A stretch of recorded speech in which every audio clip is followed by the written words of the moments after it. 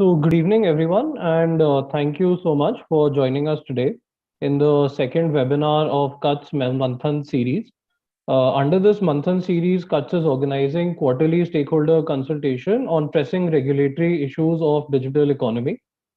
While our first webinar was on non-personal data governance, this one will focus upon the information technology intermediary guideline rules from the lens of consumer welfare and ease of doing business. A few announcements before we begin. This webinar is being video recorded and also live streamed on YouTube. The video recording will later be uploaded on CUT's website as well. Apart from the speakers, we request all participants to kindly keep their mics on mute throughout the webinar. However, please feel free to post your questions for speakers or give any comments in the chat box at any time. You may direct your questions to any particular speaker if you like, or the moderator can assign the question to any speaker. We will try to take them up during the discussion. With this, may I now request Amol to kindly start the discussion? Sure. Thank you, Siddharth.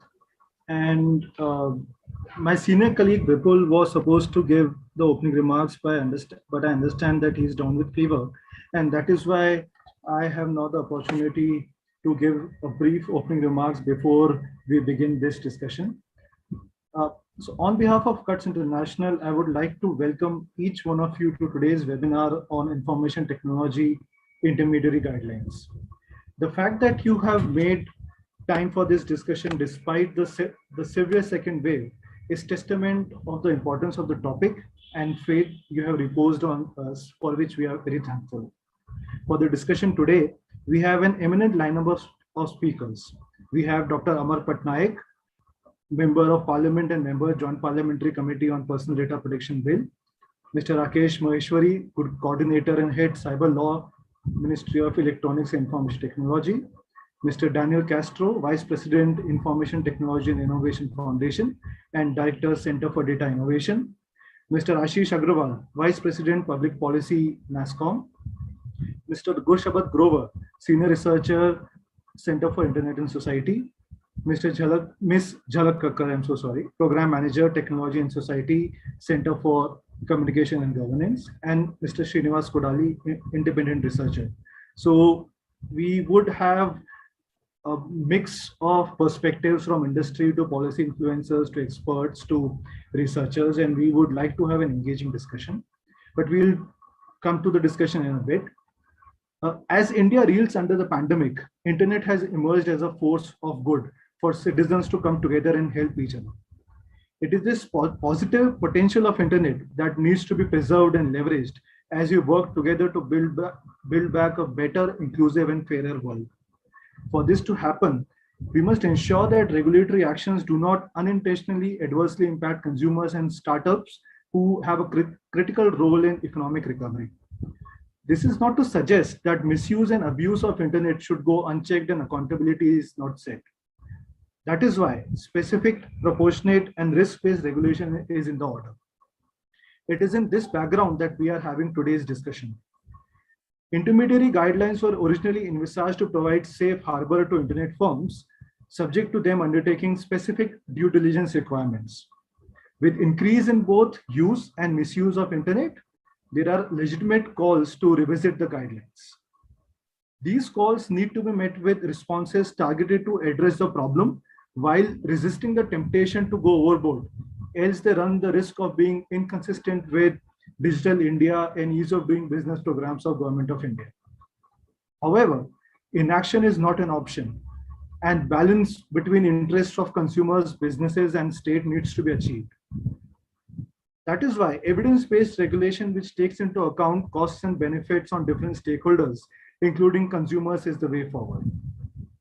Since last many years, CUTS has been relentlessly working to highlight consumer perspective on issues intersecting technology and society by collecting evidences from the ground. We have recently completed a study on understanding consumers' perspective on encryption and have attempted to analyze the findings of this study in context of the intermediary guidelines being discussed. The link of our study will soon be pasted on the chat box, and I will request my colleague Setu to make a quick presentation on what we have found. Subsequent to the presentation, we'll get down to the discussion. Setu, over to you. Thank you. Thanks, Amol. Let me just share my screen.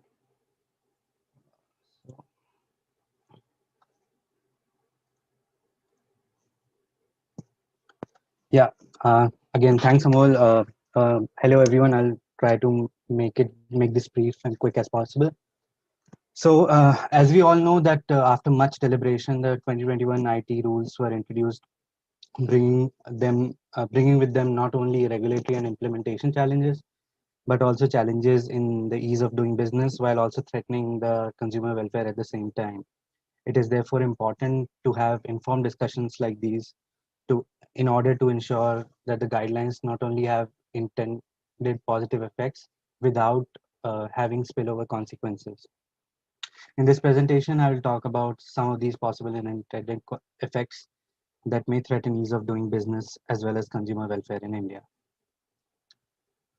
So while there are several issues that are of concern when it comes to intermediaries, a proportionate and balanced regulation may be needed to deal with these challenges. The new IT rules threaten the very foundation of consumer welfare through a variety of ways. For instance, arbitrary takedown of content, which might end up restricting consumer access to information and curbing freedom of speech. The rules also threaten consumer privacy in their communications. As a result, the usage of consumer communication tools is likely to reduce if privacy is threatened.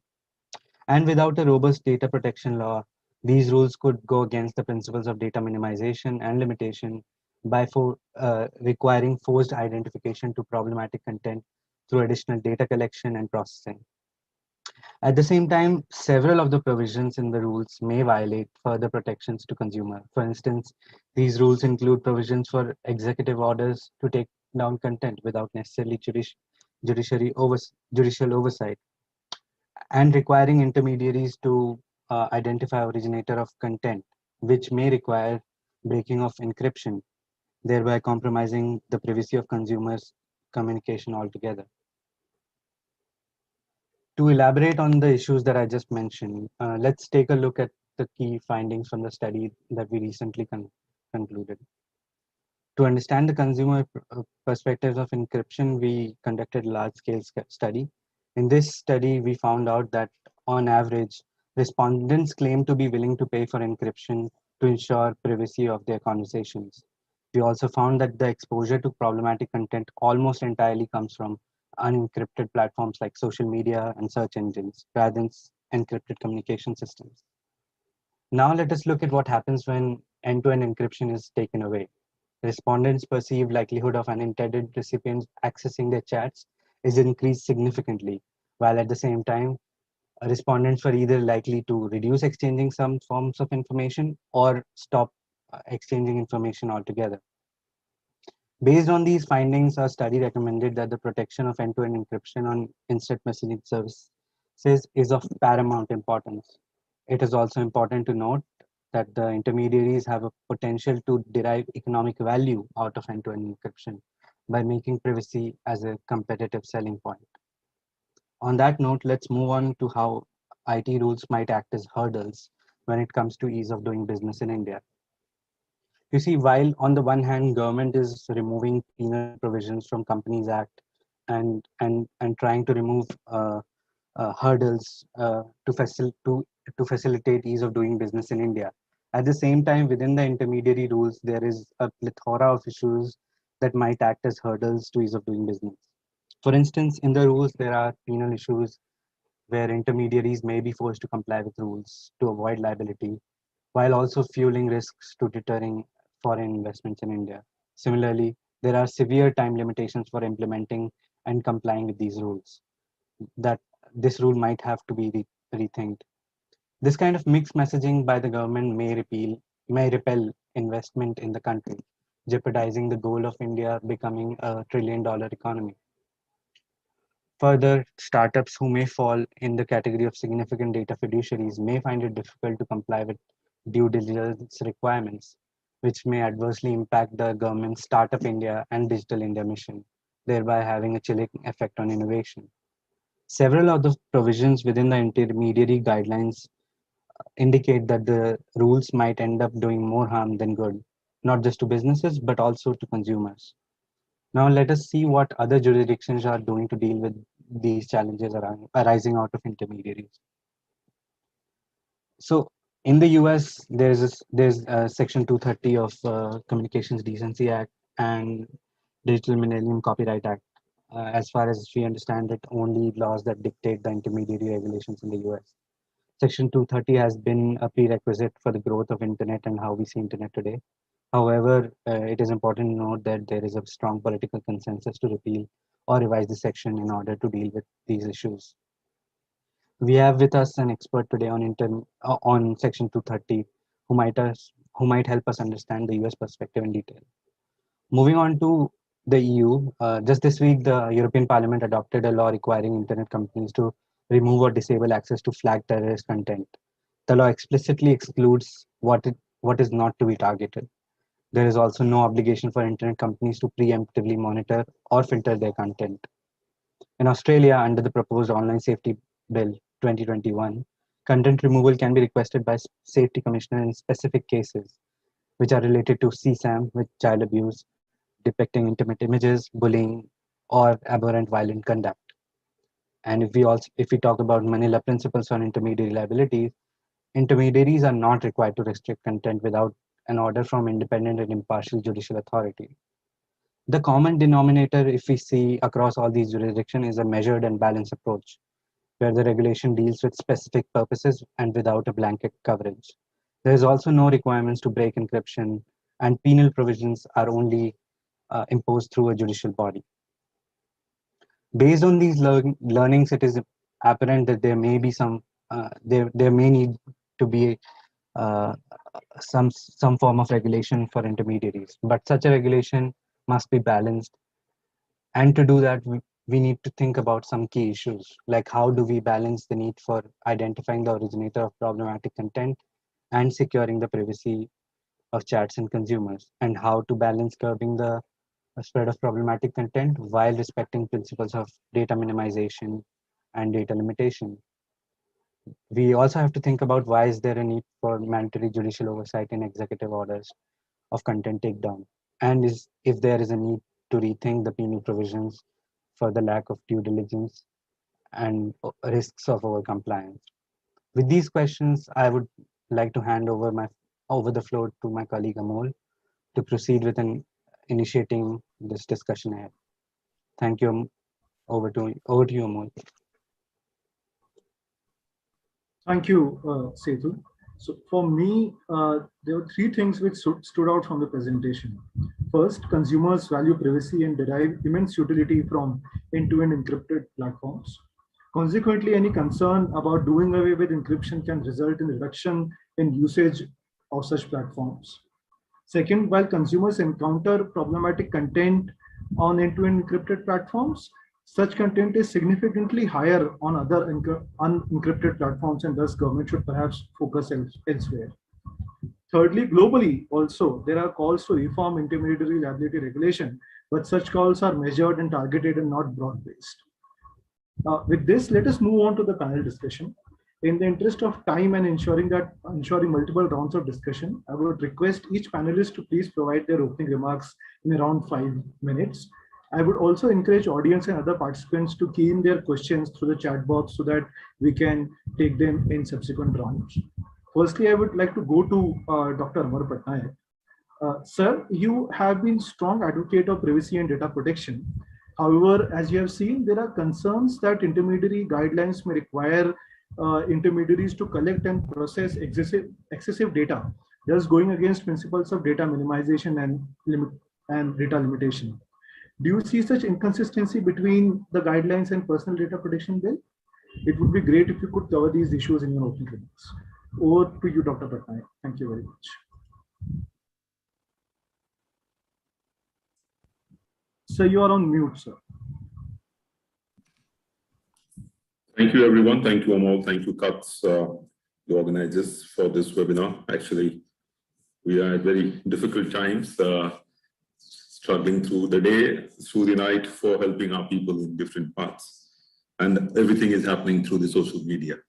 Everything is happening through WhatsApp messages, everything is happening through Twitter, and people who are requiring oxygen cylinders or anything is all coming through social media. And rightly, the Supreme Court intervened when some people tried to scuttle it.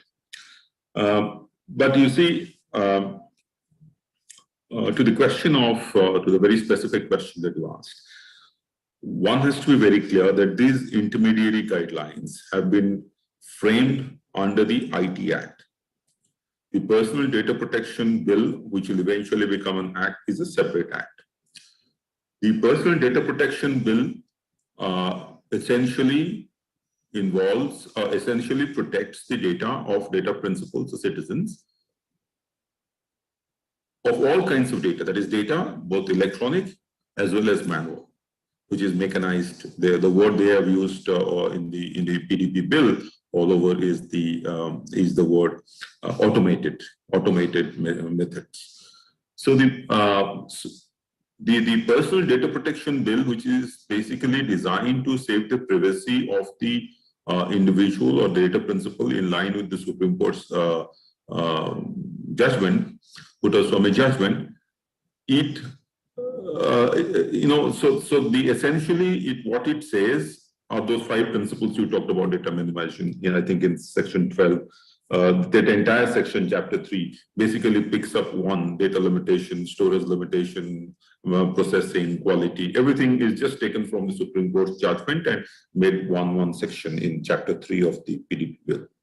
The intermediary guidelines is a response which has come, if you'd see, to a number of cases which are going on in the Supreme Court, including the one on OT, including the one on somehow bringing them under some kind of a regulation for non-print media, that is digital and non-electronic media. So many cases are going on there. Now, in the PDP bill itself, there is section 26, which talks about 26.4, talks about social media intermediaries, and it explains. But most importantly, at section 36, the chapter 8 talks about exemptions, and in that section 36E, it talks about it is about exemptions for certain provisions. So in that, I have the act with me. It basically says that for journalistic purpose, exemptions could be there. And however, it can't be unfettered. It can't be unfettered. So it says that processing of personal data is necessary. These are the cases in which exemptions can be given.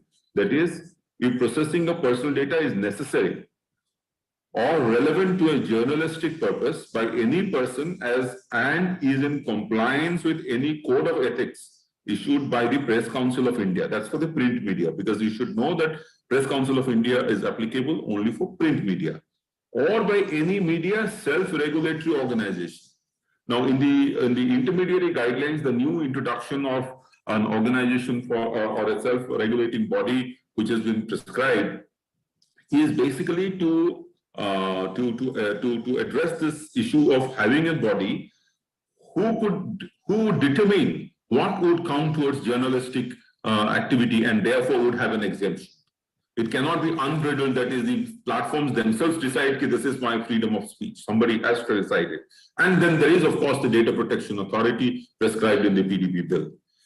The entire thing of intermediary rules you'd see is an action which has been prescribed. You see, in the PDP bill, there are various chapters: role of the data principal, role of the data fiduciary, role of the Data Protection Authority, role of the adjudicators. In this, the entire thing is government prescribing, drawing power under that provision, section 69A and 87.2 of the IT Act, as to what they are basically amplifying what is mentioned already in section 35 of the PDP bill. That is the public order, security, sovereignty, the exemptions that have. The question there also has been raised, that who will determine whether it is proportional, Who will determine whether it is reasonable? Who will determine it is sufficient? And therefore, the need for a judicial oversight, which you have mentioned here. I agree to it. All of us have been talking about it. So let's wait how the bill finally eventually comes. The idea is to narrow down these exemptions as much as possible. As you said very correctly, no one can deny the fact that there is a need, whenever required, in the greater, larger public interest. There's a health pandemic, or there is a war, or there is a public order, there is a communal riot. Many of these situations may not be getting faced in other countries. You talked about other countries. How many of them really face communal rights? But if they face racial issues, then there is internet restriction even in the United States. So I think, but the point here is, what is the balance? That's basically the moot question.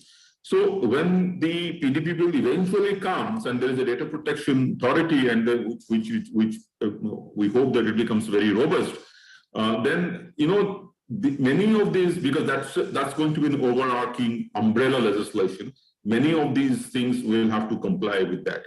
The rules cannot be inconsistent with Act. In this case, the IT Act. But once the PDP Act comes, then it is becoming the umbrella act, actually. This has been discussed in the committee also many times. So in which case, the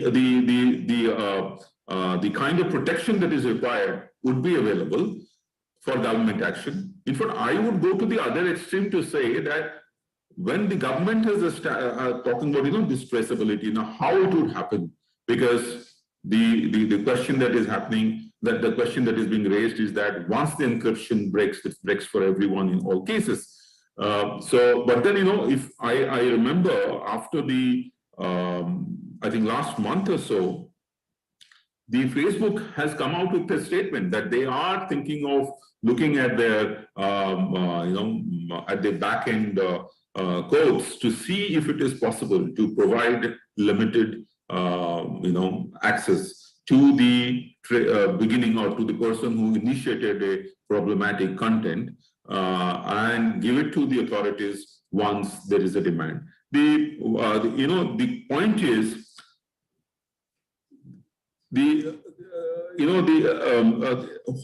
once you determine that this is a problematic content and ask for it, there are laws already available, but there are no laws available to determine what is proportionate, what is reasonable. So I've written in many places that India needs to have a separate surveillance law. Now it's a part of the executive decision.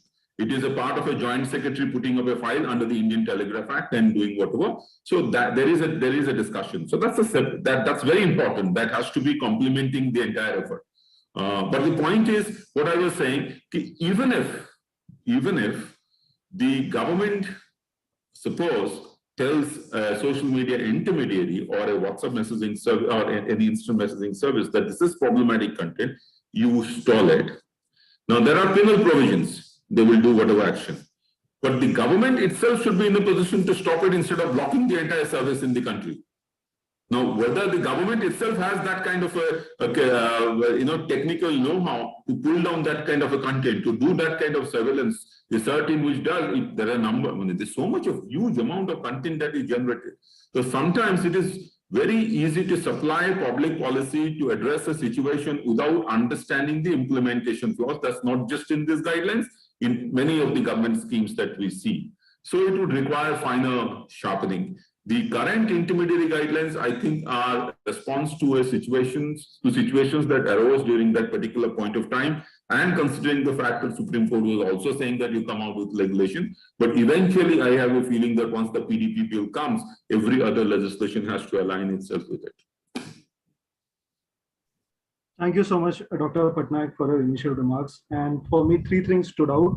First, the overarching nature of the incoming PDP bill and the guidelines would eventually would need to be consistent with them. Second is the need to consider state capacity and implementation challenges. And third is the need for a separate surveillance law. And I think these are very, very important points that you have touched upon.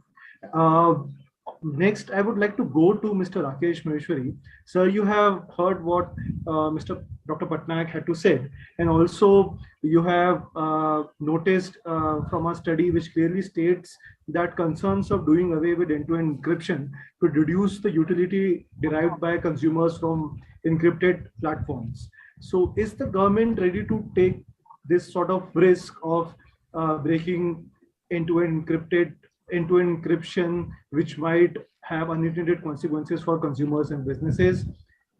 Your thoughts on this, sir, and other issues that you might want to highlight for consultation. Thank you so much, and over to you, Mr. Maheshwari. So thank you, Amol, and thank you, Kutz, for giving me an opportunity to convey at least some of the perspectives which were considered when the new intermediary rules were being developed and have been released. Maybe on the traceability part and the encryption part, let me first convey that government does not have any intent for those platforms which are encrypted to break any encryption at all. If you look at the rule clearly, it is very categorically stating that if, as and when such content becomes available to the government, because at the end user devices, it is always unencrypted, 1. 2, that it is attracting the issues of national security, sovereignty, integrity, and the ones which are otherwise dealt by Section 69 of IT Act through MHA, Ministry of Home Affairs. So only for those specific conditions, that too following the process as has been described in Section 69.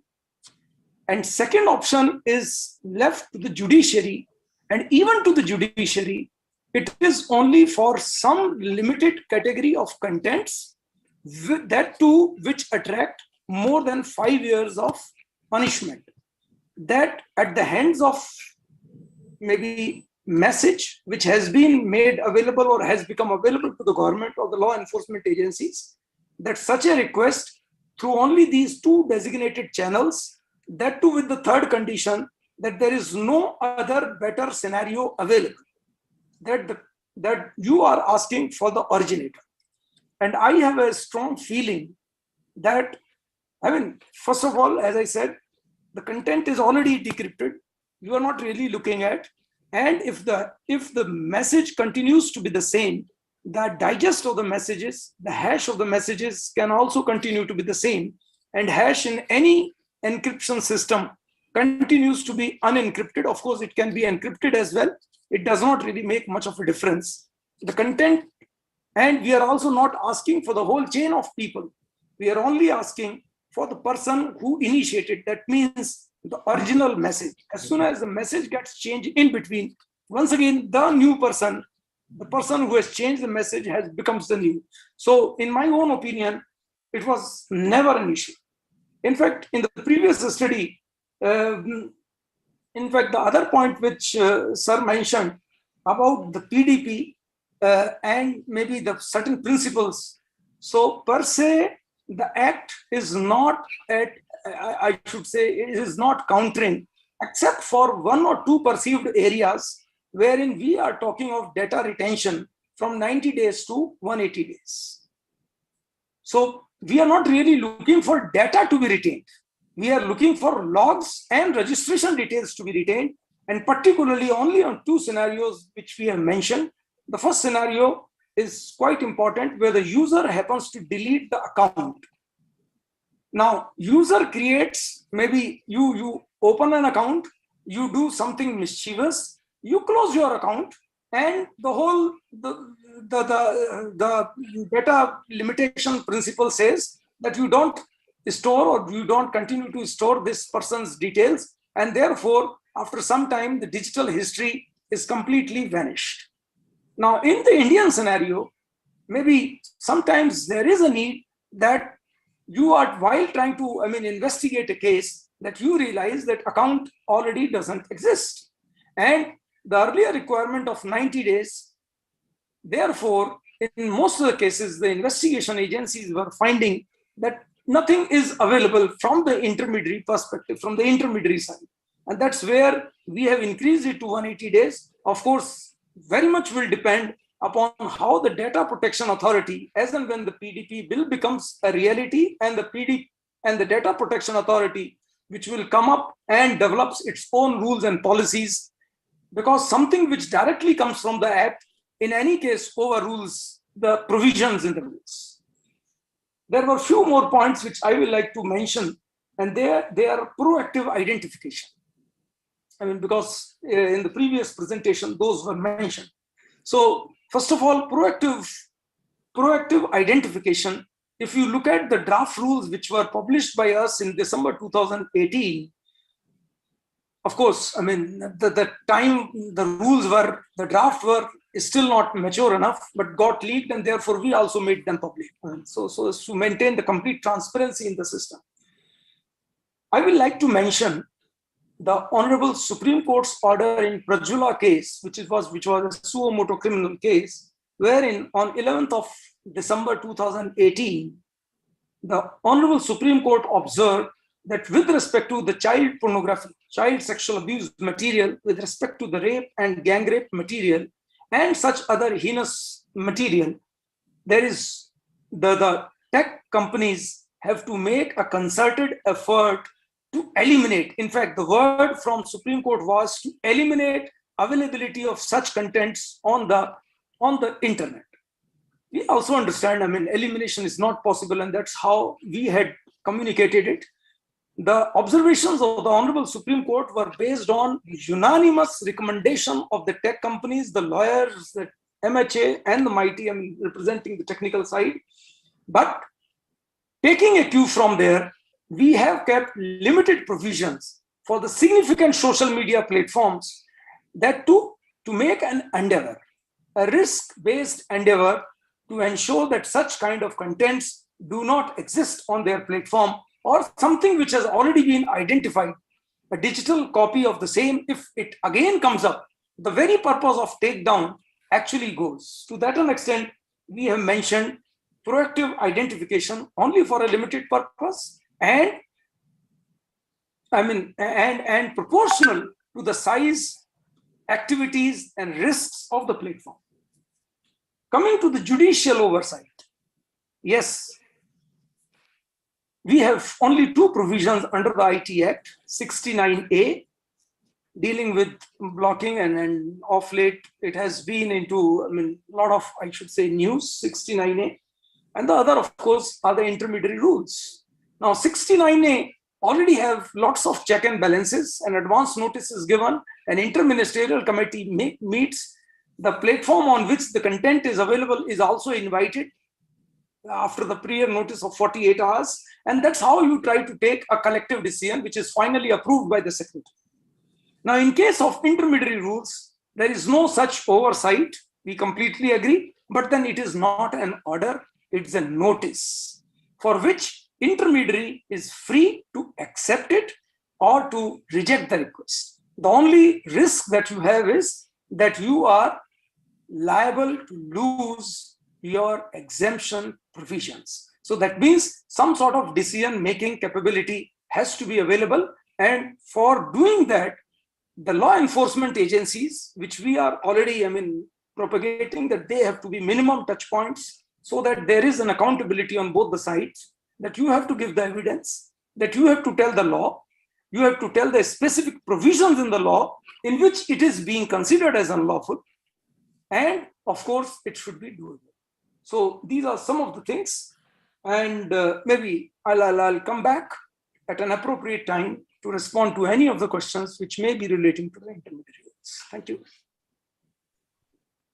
Thank you, Mr. Maheshwari, for your opening remarks and clarifying few issues. I think a few takeaways for that clear statement that there is no intention of breaking encryption and due process is being followed with adequate checks and balances in place. There are some compliance requirements, but from a government perspective, there are genuine concerns, and there is a endeavor to ensure risk-based regulation. Some of the requirements or executive actions which have been talked about, they are not in order form but a notice form, and there are so having these, I would like to move to Ashish. Ashish, you have heard perspective from government, both lawmaker and the regulatory agencies. What are your thoughts on what has been said till now? Particularly, if you can highlight any compliance requirements or concerns that industry has with respect to intermediary guidelines, and particularly there have been concerns with respect to criminalization of offenses and disproportionate impact on startups. If you can take on some of these issues and respond to what has been said previously. Thank you so much. Over to you, Ashish. Thanks, Amol. These intermediary guidelines, the final version came in the end of February. So I think we look at 3 months timeline, end of May is when we are looking at compliance. We are already on 6th of May. So one of the things which we have received as a feedback is that can we get more time to comply with this? Now, clearly, I've heard Rakesh Maheshwari on another panel a few days back. And also if we take a leaf from, some of the other regulators in the way they've handled similar situations, I think because we are talking about significant social media intermediaries and they have different operating models, different use cases, and they are pretty much different in the way they operate. So rather than thinking of this as a hard stop on 26th of May, maybe there is a sense of, proactively the industry and MeitY having a conversation on the status of compliances and what challenges the industry might be facing, and then look at a case by case approach. Because at present, I think what we are looking at hopefully is a handful of these intermediaries, and therefore, and I've seen past, let's say, RBI doing that and giving then time based on the plans which are submitted, and also giving clarity that such a plan is acceptable to the regulator. So I think that is one way to proceed, which will eliminate this thing of a hard stop on May 26th of some kind. So that's the first point. The other point, I think, about criminal liability, frankly, I think in some ways it is out of syllabus as far as we are looking at the intermediary guidelines. It is more of an IT Act problem, and we need to solve that. So clearly it should be solved there. And I think there is a separate discussion happening on IT Act. I think where it has become a little more issue is because it is so upfront. It's like, it has been called out in the case of compliance officer shall be proceeded, but I don't think it fundamentally changes anything. Even if it was not called out, it would have meant that. So now what do we do about that? I don't know, but it is clearly a concern. It has just made it difficult for industry to hire compliance officers who will be willing to, look at this and I think that could have been just avoided by not writing it upfront in that manner. So that's the second point. The third point is, on this threshold thing. So MeitY itself published their list of, the user base of the top social media intermediaries. And if you go at that list, it starts at about 400 million and goes down to a very large number still. And then you have a notification which is 50 lakh. So again, why this is relevant is that, and the problem which as NASSCOM we are not able to answer, otherwise I would have come in more strongly. I think the point is that what if there are certain intermediaries which are more local language based in a particular geography and they are significant in that context. So by having a very high threshold, you might leave out some of that. That could be a valid issue. But I still feel that having this low threshold in a start is not necessarily a great thing, because it puts a lot of burden on the government. It requires everybody to create that capacity, and then it is still evolving as a law. And I think that is a burden that could have been avoided. The other thing really is that, this, I think there is the big elephant, if I may call it, in the intermediary guideline is this entire thing about enabling tracing of the originator. So, and I think, if government had gone out and said we want decryption, that would have been much worse, obviously. So having said that the government is not calling out for decryption, then we are left with a suboptimal solution from all sides, even from a government side and also from industry side, because there could be 10 similar things which could have been shared from different platforms and then, modified in between and all of that. So you could, so let's say, government had shown one end device and there is an originator of that, but then there could be many more originators of that same message on that same platform, and then over multiple platforms, many more such things. So this entire exercise of enabling tracing of originator, how is it really helpful, is itself a question mark, and then companies have to comply with it. So, but I think we shouldn't let a imperfect solution become a reason to say that you should not do it. But then I think the problem really is that this, when you combine it with the low threshold, I think it just makes it much more of a problem. The last point on this before, I kind of end here is that this, the way they have called out this, that, so there are three categories of intermediaries, right? There is an intermediary, there is a significant social media intermediary, and then there is a significant social media intermediary who is primarily into the messaging service. So now that's where this originating bit arises. Now, where this there is a difference in the way you read this definition vis-a-vis the way the definition is in the PDP bill, which clearly calls out B2B and search engine and Wikipedia kind of examples as exceptions. So that's more explicit. So here I think there are some confusions and doubts about what does it mean to be a messaging platform in some sense. I think there is some clarity required. So I think first level, I think I would request MeitY to consider in terms of the timelines, have a more customized approach and send that message out clearly to the industry. And then some of these points which I have also highlighted, I think I'm happy to talk more about them later. Thank you. Thank you so much, Ashish.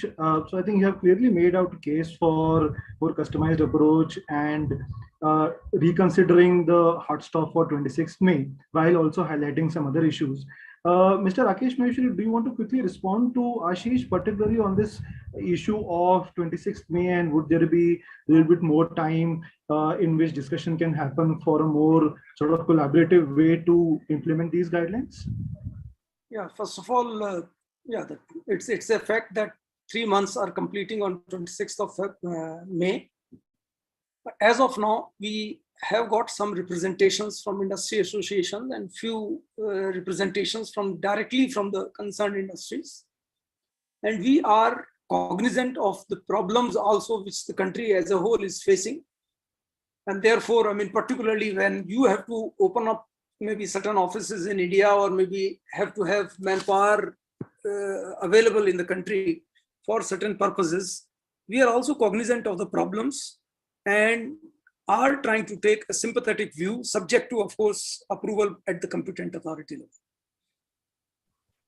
Thank you so much. And yes, the other aspect also very categorically and very clearly brought out by Ashish. I mean, criminality is something which probably is emanating from the IT Act and not directly from the rules. And this is also something, once again, we are cognizant of, but can be addressed only at the IT Act amendment level and not immediately at the rules. But definitely one of the aim was to ensure compliance, to ensure accountability of the platform, and that has been maybe conveyed a bit loud and clear. So I can only assure that the effort of ministry will always be, while to ensure accountability and compliance, to also simultaneously ensure that no misuse of these rules happen, or any apprehension, particularly that maybe the CCO will be responsible, personally liable. So there will be always, I mean, enough of checks and balances, the way we are trying to, I mean, the way we are envisaging to implement them. Thank you, Mr. Maheshwari. These are quite reassuring messages. Now I would like to move to Daniel. Daniel, you have heard India's sort of evolution of intermediary liability and different perspectives. Can you throw some light on how this discussion is evolving at a global stage, and if there are some learnings for different jurisdictions in terms of intermediary liability regulation? Over to you, Daniel. Thank you so much. Thank you, Amal, and thanks to CUTS for organizing this really important discussion. It's my pleasure to participate in this conversation with these excellent esteemed panelists. So, it's important to go back to, I think, the origin of these intermediary laws to understand where we are today. In the United States, it was the law, Section 230 of the Communications Decency Act, which started many of these conversations about the right way to impose liability on intermediaries and when you shouldn't. And so the original goal of that law was to encourage what they called Good Samaritan behavior. So allowing companies to remove problematic content without facing liability, but also to protect free speech and also to foster innovation online.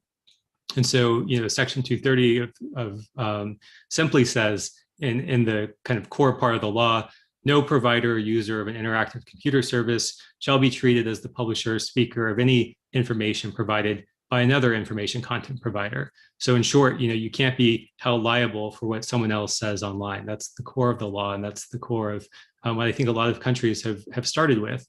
Then you look at the Manila Principles, which were adopted, globally, and we talked about earlier. It built on this. So it said, yes, we need intermediaries to be shielded from liability, but also we need to make sure that any mandatory content restrictions be accompanied by a judicial order, that requests for content restrictions have to be clear and ambiguous and follow due process. The content restrictions should be necessary and proportionate in terms of scope, geography, and time. Content restriction laws and policies should, again, follow due process, which means you should be able to appeal things before content must be taken down, and that transparency and accountability need to be built into all of these content restriction laws.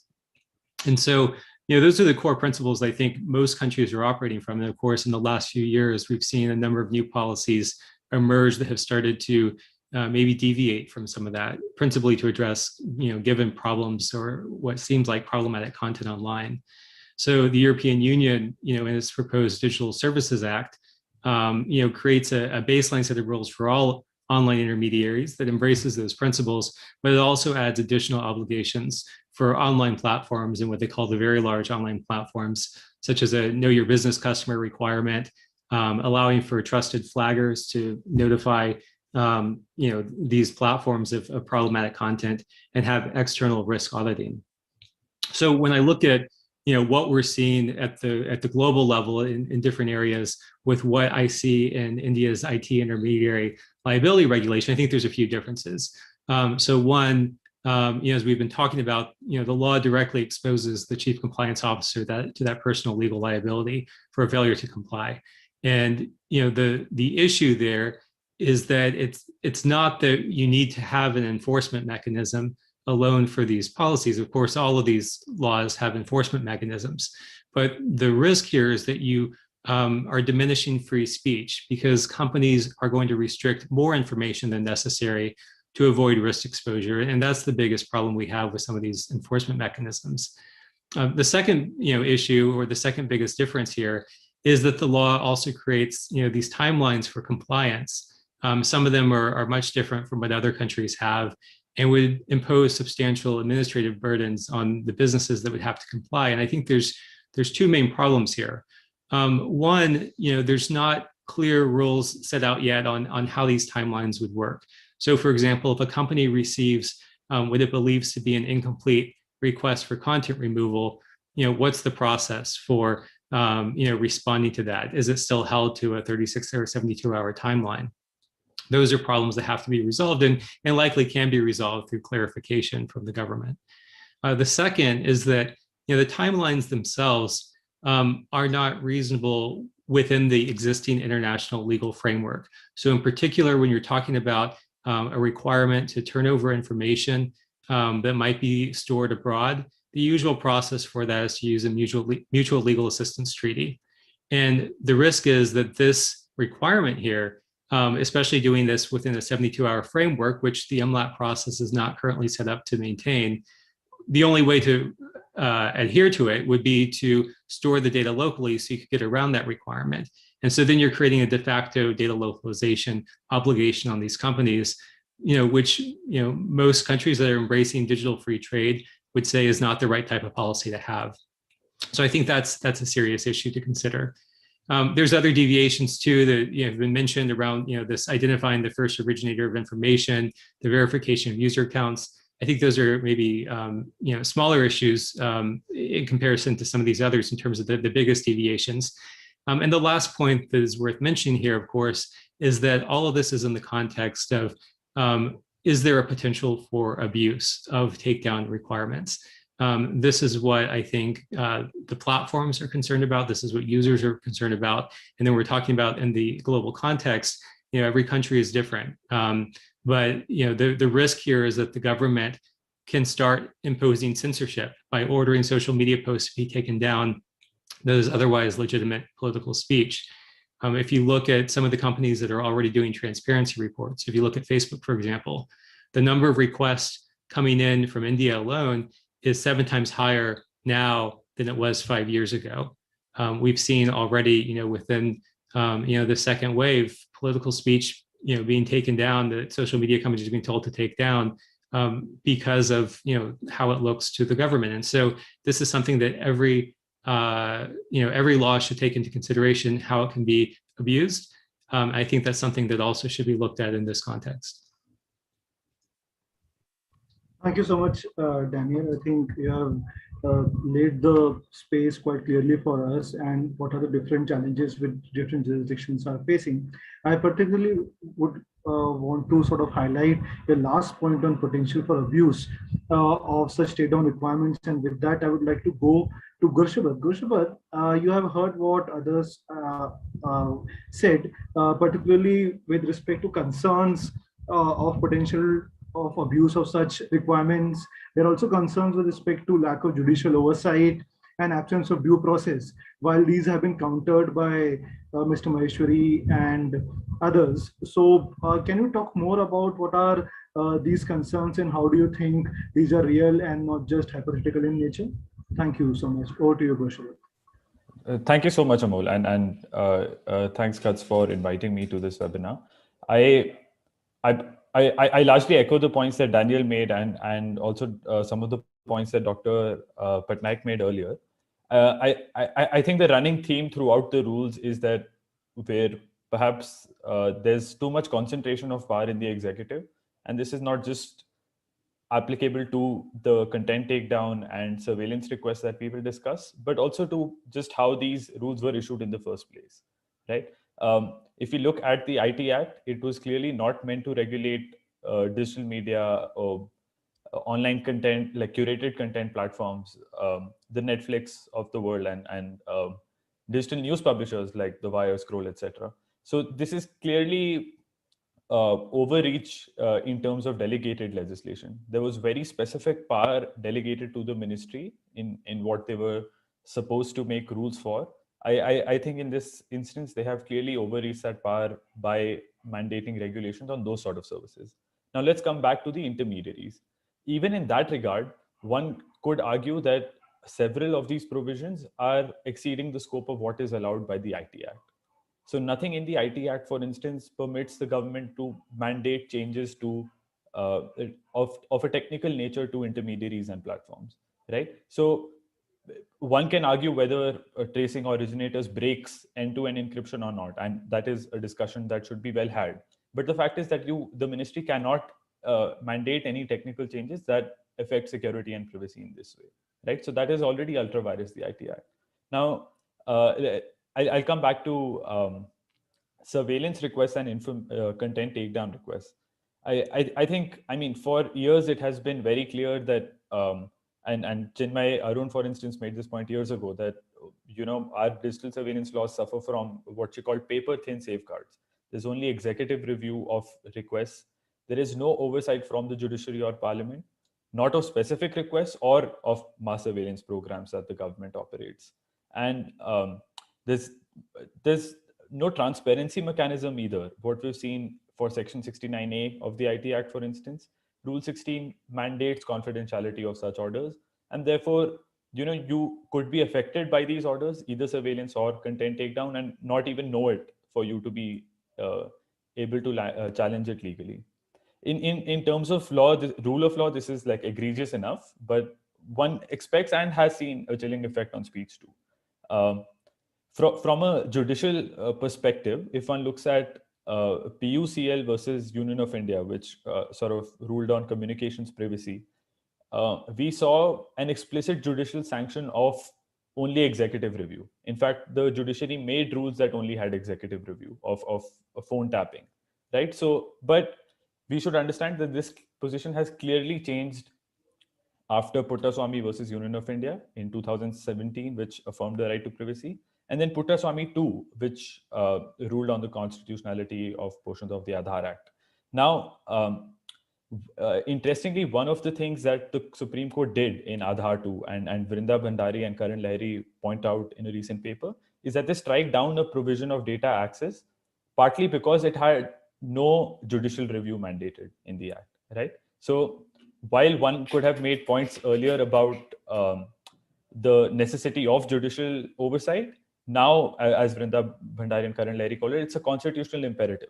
And as Daniel said, it will align our standards with our own constitutional principles and international human rights law if we have a review from an independent authority like a judicial officer. Now, in my opinion, Mr. Maheshwari has painted an overly rosy picture of the safeguards in Section 69A of the IT Act and the blocking rules. I mean, we're grateful for any assurances, but I don't think legal criticism should work on assurances. I think it should work on the language of the law and how we're seeing it in practice. So, like Mr. Maheshwari said, that there's this rule in the blocking rules that says an opportunity of a hearing must be given to the content creator and the intermediary. But has this worked out in practice? Clearly not. When the government ordered takedowns of so many accounts during the farmers' protests, it's almost ridiculous to claim that the government couldn't reach eminent members of parliament, that it couldn't reach a media house like the Caravan for an opportunity of hearing. But they did not. They almost always use emergency powers to bypass that limited safeguard itself. And this is again apparent in the political criticism that was censored very recently during the second wave of the pandemic, and I mean, thankfully, Twitter sent the notice to the Lumen database, so it's out there for everyone to see in the public domain what sort of speech is censored. And in fact, I'm not a lawyer, but I would urge lawyers to review those and enlighten us about whether they violate any law, or in my opinion, that speech should be constitutionally protected. So I think judicial oversight is a constitutional imperative, as Vrinda Bhandari and Karan Lahiri call it. It's I'm hoping that some of the challenges that are currently pending in the Delhi High Court, for instance, will change this very, very soon. And I would say it's not just for consumer welfare, as Daniel said, it also aligns us with international human rights, right? The one reason why the government has lower access to, has more cumbersome access to information held in foreign jurisdictions is that our standards are not enough. We can't sign a treaty with the US under the Cloud Act just because we don't have a judicial oversight of surveillance requests. So I don't think it's just about consumer welfare, which I hold as the primary importance in this regard. I also think that mandating judicial oversight will also be of strategic benefit to the government of India. Thanks, Amo. I'll stop here, and I'm very happy to discuss traceability or other points if we have more time later.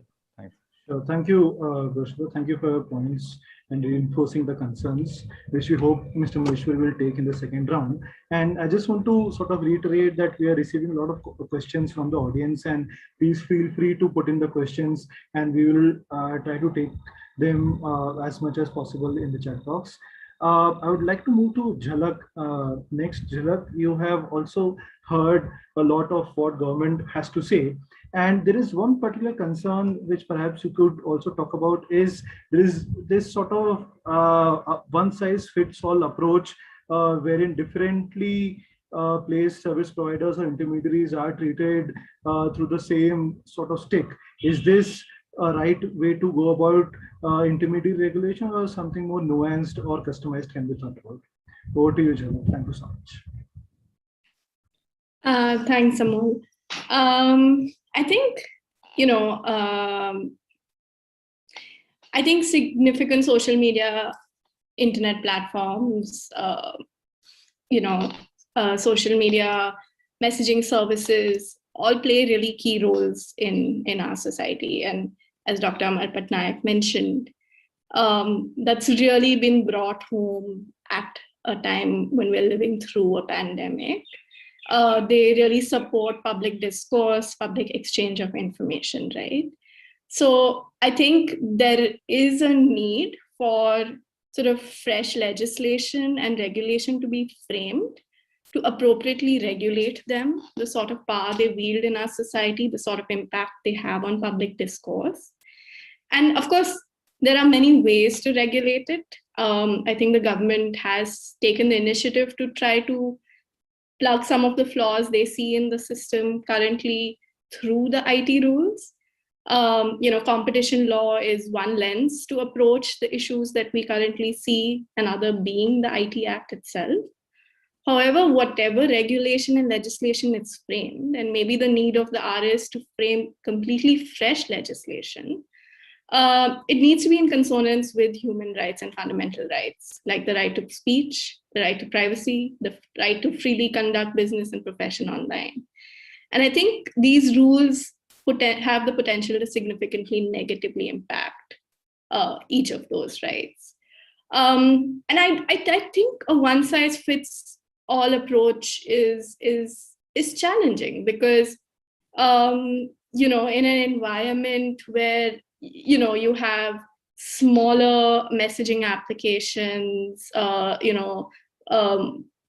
social media platforms that are targeted towards particular vernacular languages, the sort of regulatory burden that sort of comes in with some of the requirements under these rules, will sort of place them at a disadvantage, and in fact will enhance the platform power of larger significant social media intermediaries who already have a high presence in the market. So I think there are definitely concerns about how this sort of the regulations that are coming in through these intermediary liability rules could potentially negatively impact the number of market players you have.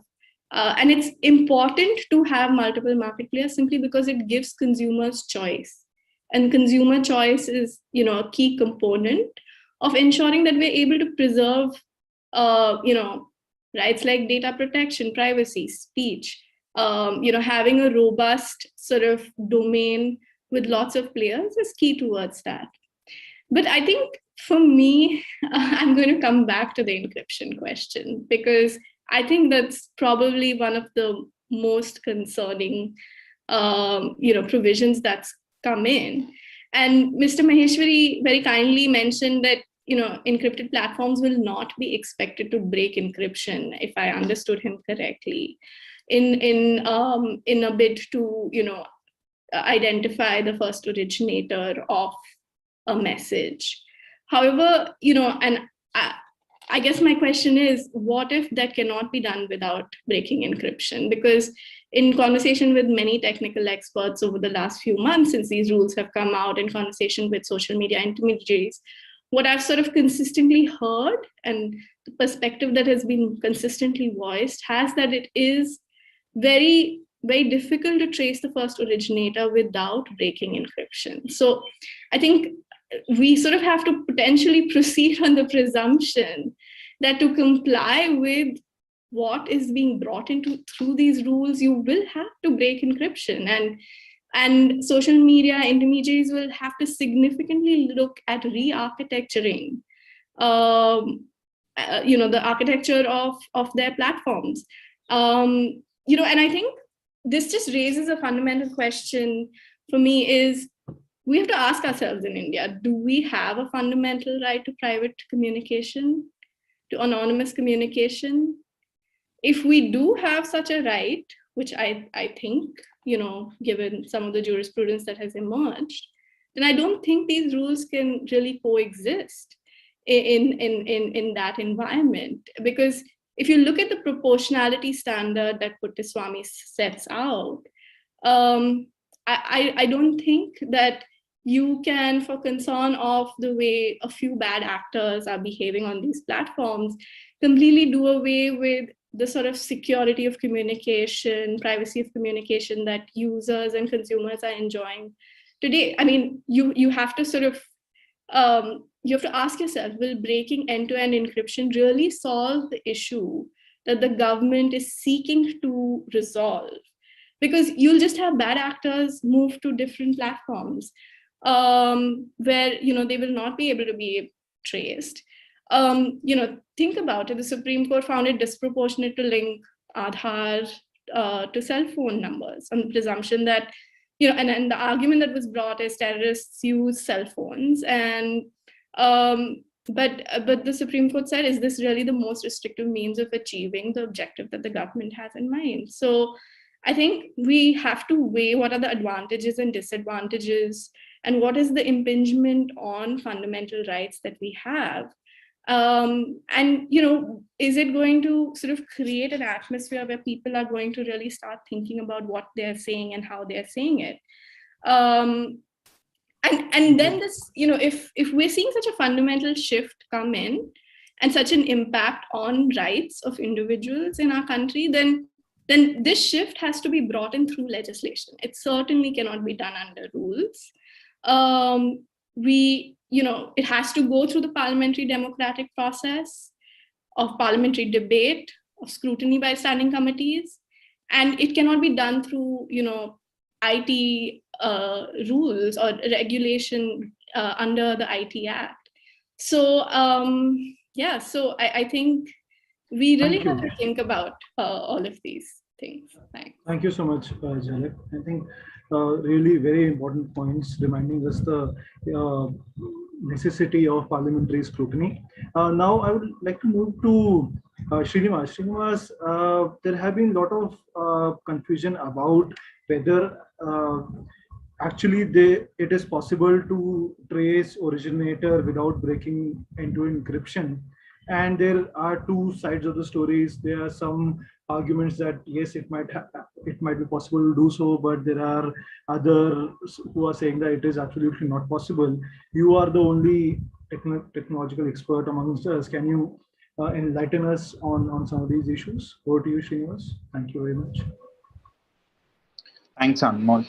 Sorry, Amol. Sorry, I've been on Wi-Fi network. Just in case if anything breaks, let me know. I'll turn off my video.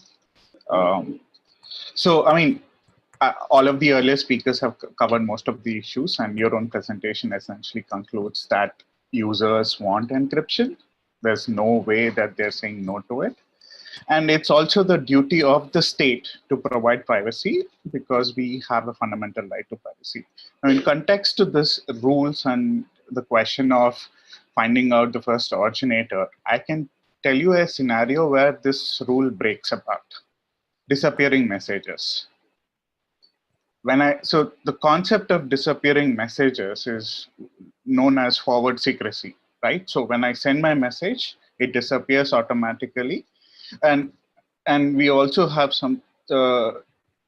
changing of keys, rotation of keys, right? So when you're doing end-to-end encryptions, that the keys continuously change, so that even if there is an interceptor, which need not be Indian government, it could be the Chinese or the Pakistani government, that they can't look at my past messages. So I am always having this forward secrecy where my messages are always end-to-end encrypted.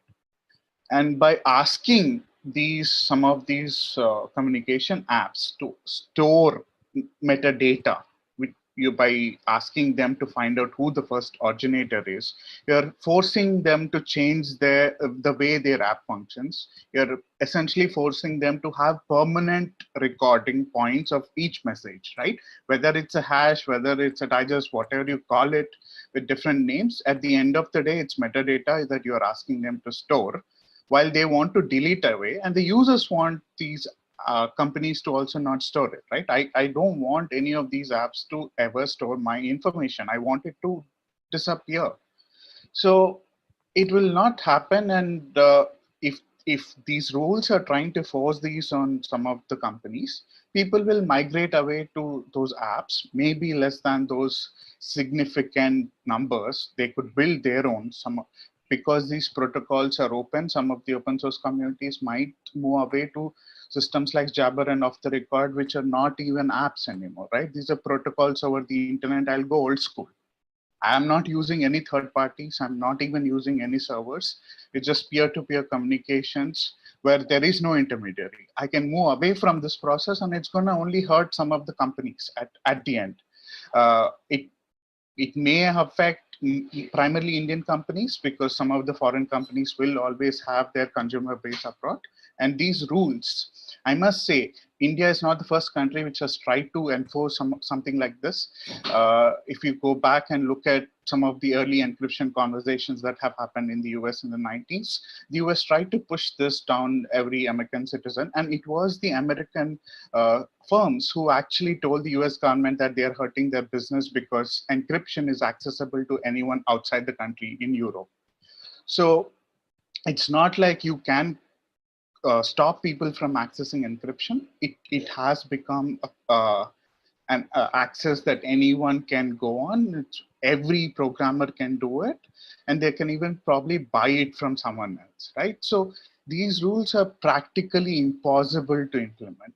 And if you're trying to force them, it will hurt both your industry, it will hurt both the consumers, and it will actually create distrust in the government. And as Grushabhat has pointed out, there is a lack of transparency in all the 69 notifications that the ministry puts up. I just want to move to the other section apart from finding out the first originators. It's the due diligence of the intermediaries with respect to privacy, right? So if an intermediary goes through a breach, through the rules, they're essentially saying they must report it to CERT. Thank you. It's an important thing. Actually, it's actually a progressive thing, because under the IT Act itself, it has always been this voluntary, not so voluntary kind of thing, where companies have always ignored to follow it, where they never report any security breaches to CERT. But I must question, what does happen when we report to them? Because in the past few weeks, there have been so many breaches. And in fact, we wrote to the CERT. CERT does has its own grievance officer. It's just not about grievance with the private sector. But the ministry itself is not acting on these issues, and there is no clear communication from the ministry. They are like, we want control, you must tell us everything, but it's not clear whether they will act, and if so, in what scenarios. And I must say, CERT does act when foreign companies are involved. If it's Facebook, Twitter, WhatsApp, we have actively seen that they do send these notices to these companies saying that you must protect Indians' privacies. But when it comes to breaches to Indian companies, suddenly they forget these companies exist. So if you're trying to enforce these rules, whether these rules will be enforced uniformly between Indian companies and foreign companies, and it's not in the essence that of commerce, but from a consumer's point of view, from a consumer rights point of view, will I only get privacy if I go to a US firm, or if I go to an Indian firm, is something that I'll have to decide, and it's being decided based on your current actions. So yeah, so these are some of the major concerns, that part of these rules can never be implemented, and the arbitrariness of all of this with lack of transparency is essentially going to create chaos. Thank you so much, Srinivas. So I think we have around 10 to 12 minutes for the question and answer session, and we have received a lot of questions to different speakers. So what I'll do, I'll just sort of quickly post one question each to the speakers, and if they could answer them and also state their closing remarks within a minute or so, I would be grateful, and we'll be able to meet time. So let's start with Dr. Patnaik. Sir, there is a question for you that a lot of this discussion has highlighted that a lot of changes, perhaps legitimate in nature, which the government is trying to bring through the intermediary rules, really require parliamentary scrutiny and changes in the primary law. So is that something which you think government should seriously consider and subject these such changes to more rigorous scrutiny of the parliament? Over to you, sir.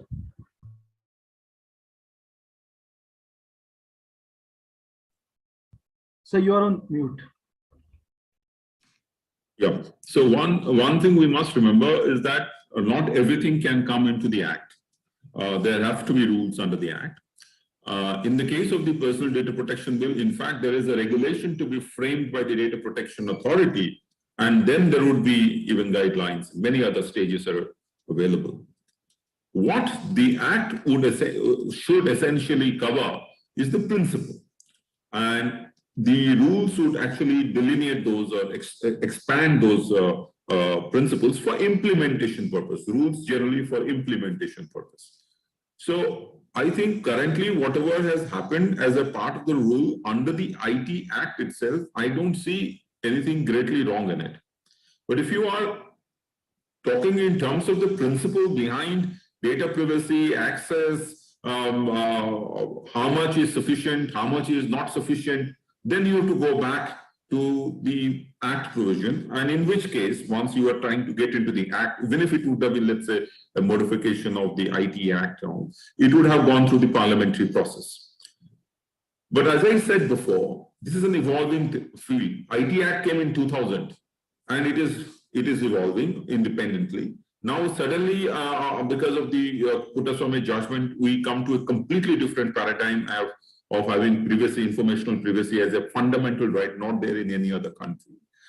And since it is a fundamental right, I would consider that this Act, which is safeguarding this particular fundamental right of citizens, would be overriding. In fact, that's the clause in section, I think it is the 56, section 56.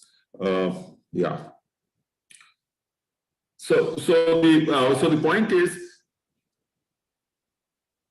the principles will get debated. It has been debated extensively in the Joint Parliamentary Committee for 1 full year, and it will come up before the Parliament, will again get discussed.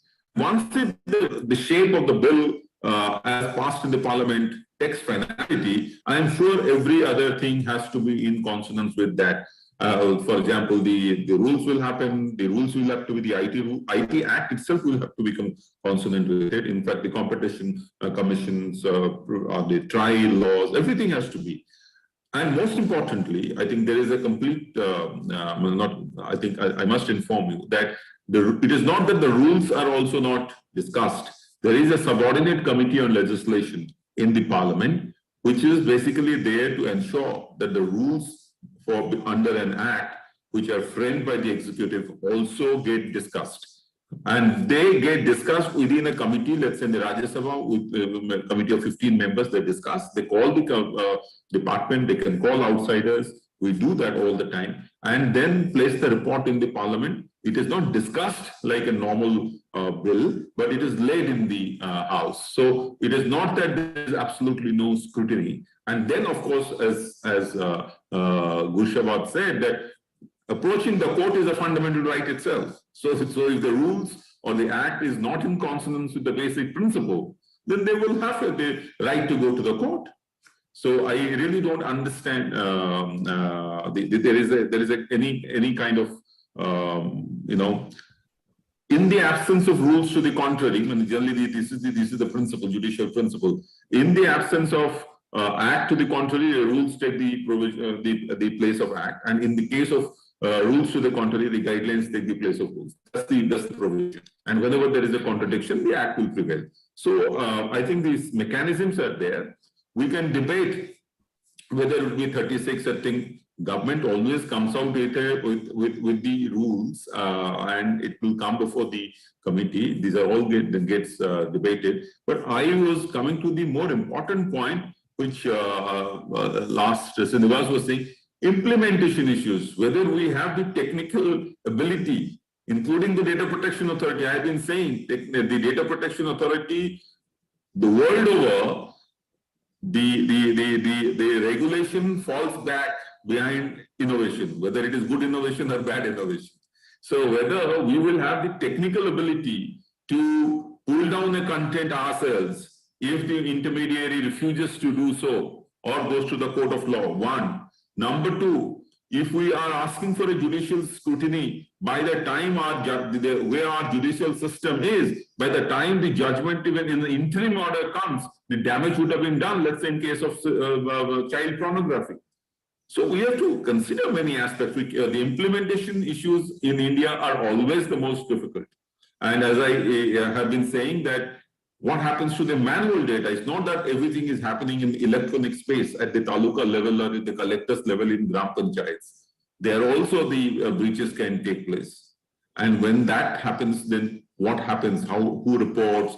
Who controls? What happens? The damage would have been already done. Who assesses it? So I have always been saying, I've written several times in newspaper, print, and digital media that implementation would be the big issue in data protection, privacy, as well as ensuring that the citizens' privacy is protected, the state interest is adequately protected. Let me re-emphasize, state interest is also important. That's the public interest, that's the citizens' interest. So a balance. In fact, the PDP bill says that while implementing, if it causes harm to another data principle, then you stop. So that is the thing, you know, there is jurisprudence. So it would have been better if it would have come through the act, but eventually it will get discussed, I'm sure, in the parliament when the PDP bill comes. Currently, in the absence of anything, I think this is a good thing that the government has done. Some amount of responsibility has to be there. The point is that if there is over-regulation, then of course it kills innovation. It's a high compliance cost. That has to be safeguarded. For a growth, for a digital growth, for the growth of the digital economy, we need it. And fortunately, the PDP bill at the preamble itself, and the Supreme Court itself says that using data for digital economy is also of paramount importance. Sure. Thank you, Dr. Patnaik. We move to Mr. Rakesh Maheshwari. So we have two questions for you.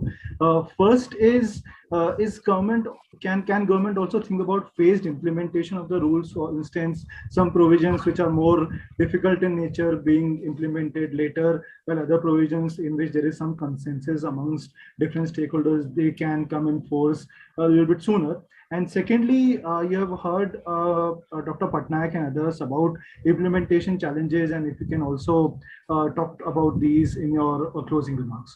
Over to you, Mr. Maheshwari. Thank you. Yeah. So, thank you, Amol, once again. See, the very purpose of coming out with two different timelines for these rules, and also to carve out rule number 6 for other significant intermediaries, and maybe to have due diligence based on whatever particular intermediary that we are looking at. Therefore, was to, in a way, give space for different sized intermediaries to implement the due diligence as is expected from them. As I already mentioned in between, that given the challenges that the country is passing through, given that I completely agree that some of the obligations which we have asked them to follow may require maybe sufficiently more time, or maybe a bit more time than what we have otherwise set expectations from them. So for that reason, the government always remains open to a legitimate, I should say, requirement, and we will remain open. We are open. We have already, initiated at least internal discussion as to how should we really take it up. So that's one. I just also wanted to convey that as far as though Sir did mention, that the rules, for example, have to be laid in Parliament. They have already been laid in Parliament on 25th or 24th of March. At least in Rajya they were laid. And so intent is very clear. We have also been scrutinized by the Standing Parliamentary Committee on IT. So we have been, the whole intent, the whole content have already been discussed. Implementation does remain a challenge, and that's true everywhere. Even internationally, even within India.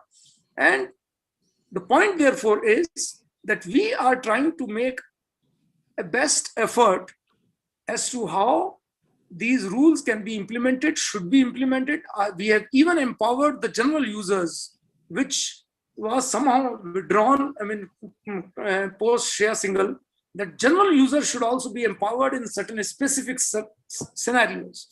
So from our perspective, the effort has always been, particularly in these rules, for safeguarding of citizens' rights. The intent was clearly like that. The intent was also to make the larger platform more accountable than the smaller platforms. Even if we are saying maybe that you have to have full, maybe a nodal contact person or grievance officer, I mean, the fact remains that this country didn't have the grievance officer, even from the larger companies in India. We never had any nodal officer to talk to. They are completely faceless entities. So you may say that there is an Indian representative, there is none. There is none. I mean, that's the fact. So I mean, while we are cribbing, I mean, I as a citizen also maybe sometimes feel, but we have also seen when problems happen, there is practically nobody that they are able to approach to.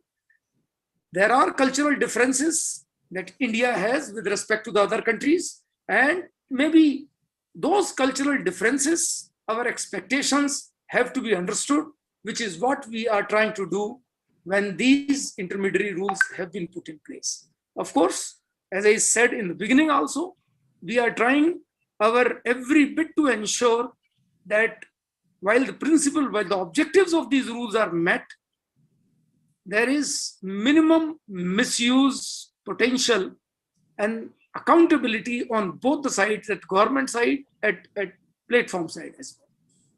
Thank you, Mr. Maheshwari.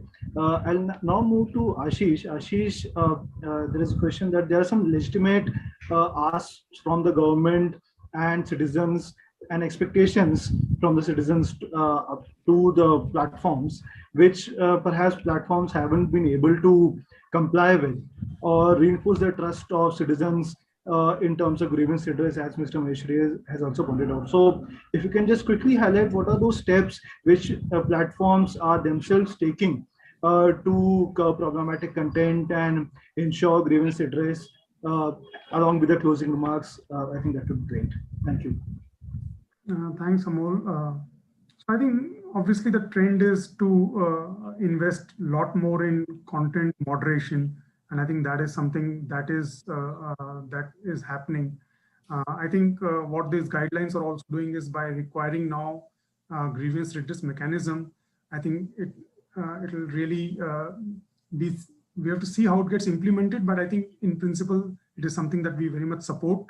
And even if you know this entire startup and large company argument, if you see, but from no startup is looking to stay startup, right? So while you can talk about a threshold, and we can debate about that because I'm not convinced about the current threshold, but I think setting up for a model which actually and grievance redressal is essential in that sense. So not saying that putting a grievance redressal will therefore make my model unworkable. I think that is not a choice anymore. So that I think will happen. In terms of my closing thoughts, I think there are short-term stuff. So what we need is, a standard operating procedure, some kind of validation procedure for section 3.1D and 3.1J. So that I think should come out soon. I'd like to reiterate that we do need a customized approach. I think this 3-month timeline is problematic, and so that should happen. Third, I think MeitY will need to invest a lot more in their own capacity, because this entire debate on what is possible technically and what is not possible. I mean, as NASSCOM, I cannot also comment what you can do technically and what you cannot do without breaking encryption. And this kind of a, this continuous debate actually reduces the trust in both the guidelines itself, and therefore it's not good for the country. So I think MeitY should really be able to have that conversation in a more solid manner technically, so that if MeitY is wrong, then they should go back and change that, and if they are right, then industry should get that message and implement it in fully without saying that it is possible and it is not possible. So I think that's the second part. And the third, finally, I think and where I don't hold the intermediary guidelines responsible, I think there is already work happening on the IT Act, and irrespective of what happens in PDP Act, I think we need a more solid version of the IT Act, which builds in this oversight mechanisms at a principal level within the law, so that you effectively will not be able to put out guidelines or regulations, rules, which seemingly then do not provide you that confidence. So I think that has to flow from the Act. And currently that bit is missing in the Act, and we would look to see that in the Act itself. Thank you. Thank you so much, Ashish. I have a question for Daniel as well. Daniel, as you might have noticed that there are penal provisions in the Act, and there's a question that do you think this will deter foreign investment in India's digital economy? Can you talk a little bit about this based on your global experience? Thank you.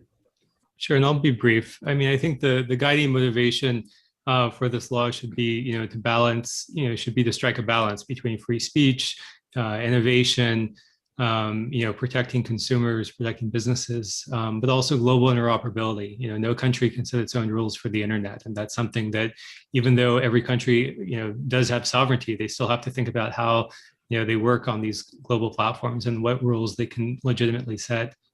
In particular, that's where I think the rules on personal legal liability and the timelines which create de facto data localization should be adjusted. But this gets to that bigger question about what's the role the Indian government sees for itself and sees for the country and the digital economy, because you can't regulate your way to innovation. And I think embracing principles of digital free trade, spurring companies to make more investments in this area, that's the way to make India continue its success and lead in this area.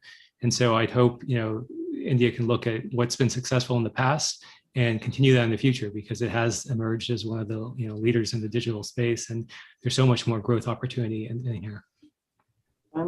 Thanks, Daniel. I have a question for Jhalak as well. Jhalak, Uday, in his personal capacity, asks you that what is your opinion regarding small market players? Is it possible for them to adhere to such compliances, or do they need to reinvent their complete business model?